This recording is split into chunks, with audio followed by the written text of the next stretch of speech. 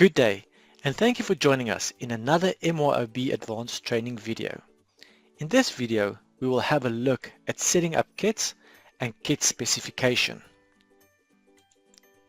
You can enter the properties of a kit on the stock items or non-stock items form. To indicate that the item is a kit, select the Is a Kit checkbox on the General Settings tab.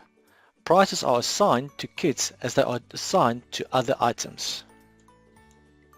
You assign multiple sales prices to kits by using the Sales Price Worksheet form, or if you sell the restricted number of kits, you can assign the default prices on per kit basis by using the stock items or non-stock items forms.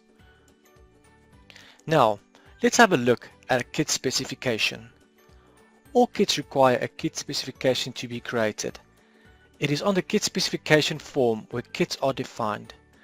When a kit is changed, you create a new revision, which means that a previous assembly can always be disassembled.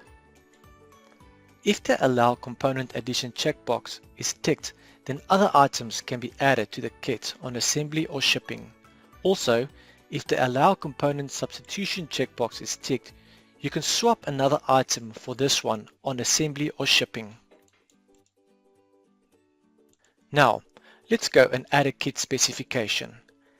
In your MYOB Advanced system, navigate to Inventory, Profiles, and click on Kit Specification.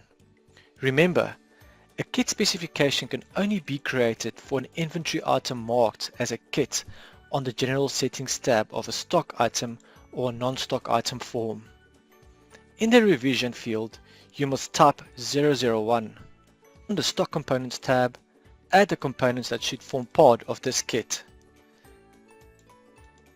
In this scenario, I'm going to add a monitor component, a hard drive, a mouse, and finally an HDMI cable.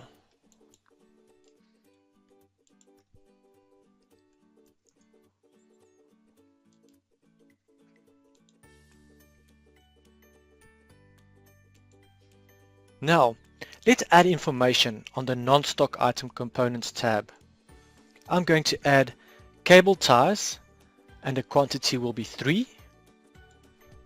Service, and that will be 1 hour.